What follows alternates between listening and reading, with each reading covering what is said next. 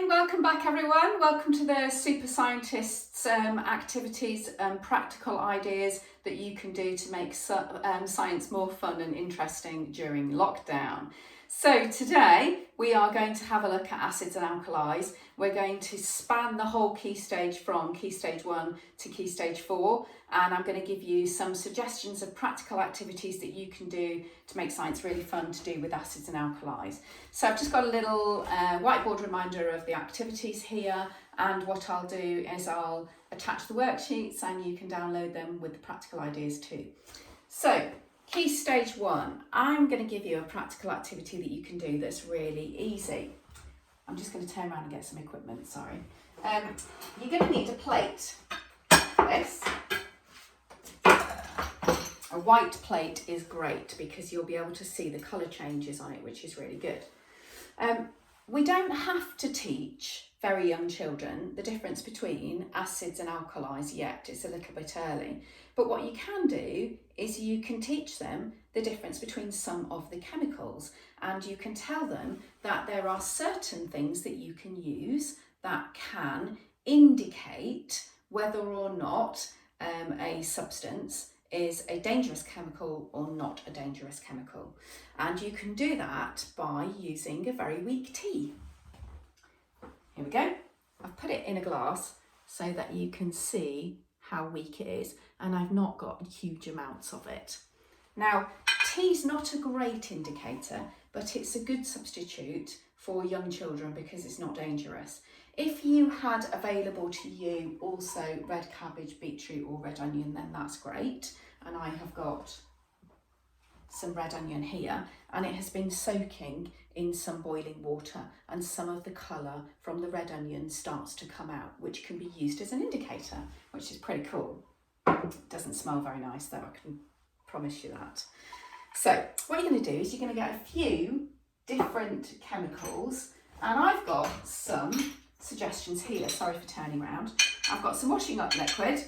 I have got some pink lemonade, and I have got some lemon juice, and I've also got some Gaviscon I had in the cupboard. It's just nice to show them. A salt solution and some shampoo. Now what you're going to do is you're going to take drops from these and place them onto your white plate. Now we can't obviously do that with all of them, so let's get some lemon juice out. Now if you don't have a white plate, don't worry, it's not the end of the world. You don't need droppers either, because you can just put little tiny drops. If I just show you, here we go, there we go, some drops on the edge of my plate. Now when you put your cabbage juice or tea or whatever you decide to use, and you place it onto your lemon juice, it should change colour. I'll just mix it around a little bit, and then I'll tip it slightly so that you can see, there we go, it's starting to run. I'll tip it around the other way, there you go, and that's lemon juice, okay? And they turn different colours. You don't need to tell them at this stage, at key stage 1, if it's an acid or an alkali. You can just tell them it's a chemical change, and that's enough. What they can do is they can do lots of different types of chemicals.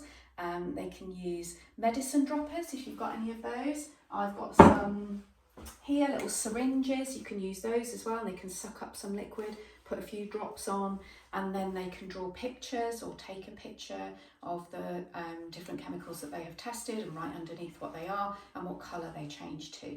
It's a really nice experiment for them to do, and it doesn't matter what chemicals they use as long as they're not dangerous ones from the garage or from under the kitchen sink. If you use bleach and things like that, just make sure that that's out of the reach of them, and they can have a go with lots of different household stuff. Anything from the fridge. A bit of orange juice is good as well. If they've got an orange, they could squeeze a bit of that on it. There's loads of stuff that they can do. So key stage 1, don't forget to like the video, have a look at the shop and see if there's anything in there that you be interested in. Milk Madness is a really good experiment for acid and alkalis and colour changes too. Okay, key stage 2, I'd like you to do the same experiment as key stage 1, but I'd like you to do something slightly different. I'd like you to use a different indicator. If you don't have a different indicator, it's fine, please carry on with the tea. If you have red onion, then that is great. If you've got red cabbage, that's even better. That's one of the best indicators that you can use, which is a substitute for something that we use in science called a universal indicator, or you would probably know it also as pH paper or litmus paper. Those are ones that we use in science, but red cabbage is a great substitute. Beetroot's pretty good as well. So if you've got any of those, all you do is you cut them up, put them into a small amount of boiling water or hot water and leave them for a few minutes, and then drain off the excess cabbage or beetroot to leave behind just the liquid. And then what you do is you just put your drops of solution onto your plate that you want to test, be it shampoo, mouthwash, orange juice, lemon juice, pink lemonade if you've got any, washing up liquid, dishwasher soap, any of those sorts of things. Put them onto your plate and then drop on a few drops of your red cabbage or beetroot solution onto each one and see what happens to them. Now, key stage 2. All you need to know at this stage is that there are acids and alkalis. If it goes red, it's an acid, and if it goes blue or purple, it is an alkali. We sometimes refer to them also, alkalis, as a base, so you might see it written like that. And if it goes green, let's move out beetroot from the middle there, so we can put green in the middle, then it is neutral. That means it's not an acid or an alkali. I'm just going to show you something, which is probably better than my board because I need a new whiteboard marker and it's not very good. So if I bring this in close, you won't see my face, but it doesn't matter. This is a universal indicator chart. And what this does is it tells you the different colours of the acids and the alkalis. And as you can see, the acids are red, and that is a very strong acid, which is known as pH 1. And we then move to weak acids and then to neutral, which is pH 7 and it is green. And then we head to the blues, which are weak alkalis, all the way up to purple, which is a strong alkali. And the strongest alkali on the chart is 14. So that's relevant for key stage 3 because these are the numbers that you need to remember. So whilst I'm holding this here now, it would be a good idea to take a screenshot of it so that you can refer to it when you do your worksheets. Okay, so key stage 3, you also need to be able to understand neutralisation. And what that means is, I'll just bring the card a bit closer again. What that means is that if you have an alkali here, for example, and you want to make it neutral, you have to add something to it to neutralise it and bring it this way along the pH chart. Now, the best way to describe this is, say you had this solution here, which is an alkali at pH 9. That is exactly 2 away from pH 7 because we want to make it pH 7. So it is 2 away from pH 7, 1, 2. If we want to make it neutral again and we want to bring it to here, we add 2 away from neutral along the acid 1, 2. So we need to add a pH 5 substance to it to make it neutral because it will bring it 2 steps back and it will then be pH 7. If that is true, key stage 3, I know you still can't see my face, I'm still here, I promise, I'm just holding the chart. If that's true, key stage 3 of that solution, then what would we need to add if we had, just let me turn it over to make sure I'm on the right bit, yeah, pH 11. Do your count of how far away it is from neutral. and tell me which pH you will need to add to make it neutral. Let's see if you've got it right. You're probably shouting at the screen. So we are 1, 2, 3, 4 away from neutral. So we go 1, 2, 3, 4 this way. So you would need to add pH 3 to make it neutral. So clever, I hope you got it right. There's going to be some more of those for you to do on the attached chart and worksheets, which are clipped in my description. So far we have done activities for Key Stage 1, 2 and 3. Don't forget to like the video, download the attached worksheets that are relevant for your age group and have a go at the activities, and that will take you to a half-hour lesson. Don't forget to do the practical bits, because as I know I say this every single day, but practical is what makes science fun. And sometimes you've had enough of writing, and I understand that as a teacher, and it's really good for you to still learn by doing things practically. You don't have to write all the time to learn. You can practically do science to learn as well.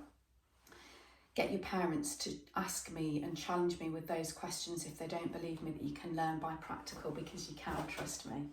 Right, Key Stage 4. We have got a bit of a challenge for you, because not only do you have to remember that pH scale and how to neutralise things, you also need to be aware how to balance equations. And we're going to have a go at one exam question that has been on a past GCSE paper, and we're going to try and balance an equation together. To save me wasting loads of time writing it down, I have written the question here, so I'm going to attach it to my whiteboard like so, and I'm going to come around this side and move my board so that you can see it. Sorry to have my back to you for a while. If I bring it in closer, you can see it, but you just won't be able to see me, but you can hear me. I'm still here. Hello. Right, okay, so this question says, it doesn't say right, but I mean write a balanced equation including state symbols for the reaction between potassium hydroxide solution and dilute nitric acid. So we have to write a balanced equation and we have to include the state symbols. So we're starting off with potassium hydroxide, and potassium is K, as we know, it's a capital K, and hydroxide is OH. So we've got KOH. But we need to say what state that's in, and it is in an aqueous state. So we write AQ in brackets, and we have so far started off with potassium hydroxide and we have written the state symbol for it. And it says that we need to make sure that potassium hydroxide is added to dilute nitric acid. Okay, so potassium hydroxide and dilute nitric acid. So we've got HNO3,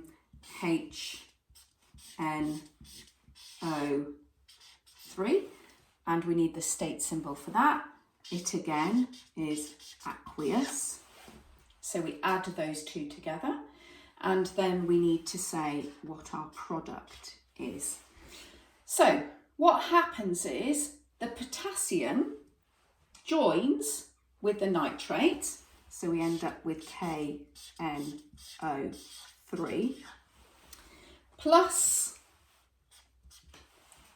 water, H2O. We just need to say what state symbols those are in.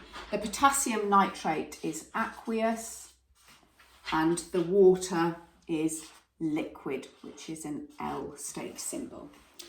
Have a go at some more activities that I've got for you for balancing equations, which is on my attached in the description. Please don't forget to like the video and have a look at the shop to see if there's any pound practicals that you might be interested in.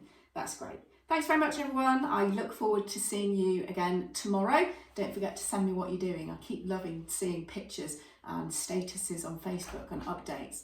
Thanks very much, everyone. See ya.